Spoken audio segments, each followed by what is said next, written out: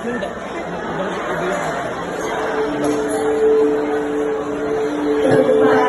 ito hindi lamang sa atin, hindi lamang sa iyo, kundi sa bawat pusong nasakripisyo at nangagal ng buo. Wala na siguro makakahigit pa sa liwanag ng sandaling ito, saan ang bawat pawis lumaloy ng agos ng pag-asa, kung saan ang bawat gabing walang tulog ay hahantong sa isang umagang puno ng mga pangarap, inuwit na sa mga kamay at nakaukit na sa mga tala. Ngunit, kanino ba ang gantimpala? Nasa akin ba o nasa iyo? Ako ang sinag, ang slap ng medalya, ang palakpak ng madla.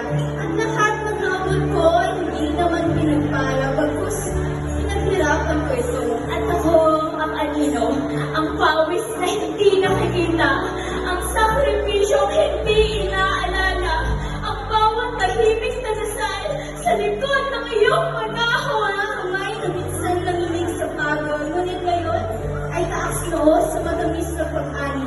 Kaya sino sa inyo, kahit ikaw na kaibigan ko, kung sabing wala akong silbi, kung ang bunga ng tagumpay ay nasa iyong mga palad, hindi ba't may aninong tumulong sa iyong paghawak? Kung ang iyong pangalan ay sinisigaw ng kanta, hindi ba't may tinig na tahimik na sumusuporta? Ako ang kinang sa bawat gintong pagkakataon, isang tanglaw sa entablado ng tagumpay at layo, ang pangalan sa listahang napili, ang mga mata ng guro ng puno ng parangal, ang tinig ng estudyanteng tinawag na dangal. Ako ang anino, ang katahimikan sa likod ng tagumpay, ang hindi napiling pangalan, ang hindi nasilayang pag-asa.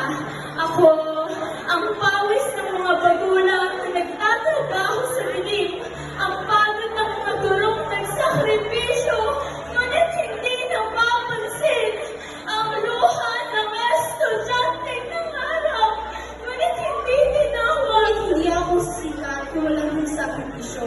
Hindi ako ang iral kung wala kang pinakitang determinasyon at prinsipyo. Ang bawat liwanag na nasa akin ay kislap na nagmula sa iyong hindi pag-angkin. At hindi ko rin masasabi na ako'y nawalan, sapagkat sa bawat sikat na aking inikha ay may isang aninong handang pagsakripisyo muli. Dahil minsan, ang anino ang pundasyon ng liwanag. Kaya, sino ang tunay na panalo? Ang sinag na naghihinging o ang aninong bumubuo nito? Kung aking isipin, ako pa rin ang nawawala. Sa bawat hakbang papalapit sa aking kinabukasan na dapat may sigla, yung mga taong kailangan isali, mga alaala'y kailangan ibuti, at ang ating pagpusad na kailangan tinisin. Sa bawat pangarap na abot kamay, at sa bawat pagpumot gabi, ang tanong ay hindi kung sino ang nanalo, kung sino ang naiwan na saktan, at sino ang tunay na tagumpay sa laban, kung sino ang nasa sulok na kaibig na hindi kinikilala. May isang anino na hindi malasilayan ay naroon, tahimik na nag-aalay ng pawis, oras at pangarap na minsan ay silang tabi upang may isang sinag na magniningning sa langit. May tanong ko nga sa iyo, para kanino nga ba ang tulang to? Ang bawat pagod at luha na hindi mo pinapakita, magawing tahimik kang hulong ako ng pagdududa. Para ba talaga ito sa akin o sa iyo? Para ba ito sa akin na siyang nagbuhos ng dugang pawis? O para sa kanila na tahimik na umalalay sa aking pag-akyat? Para ba ito sa mga pangarap ko na kahit tagal kong hinabol?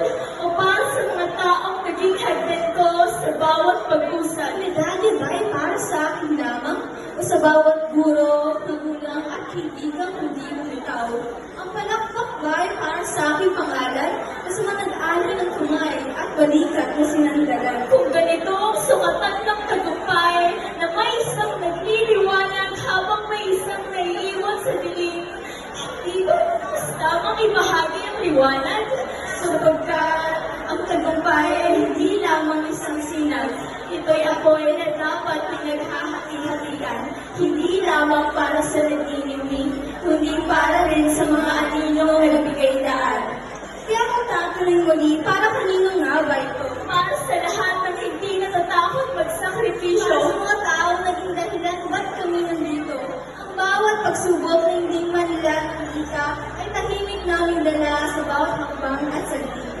Para sa Sinag at Anino, ang tunay na tagumpay ay tagumpay na ating pinagsaluhan.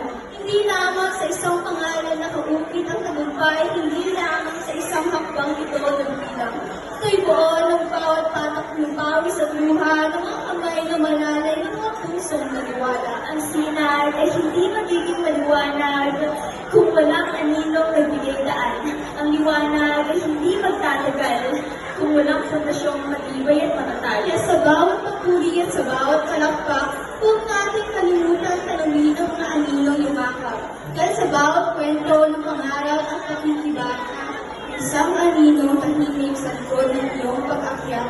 Ang Sinag at Anino ay iisa sa laban. Sama magkaugnay at kailanman hindi mapaghiwalay.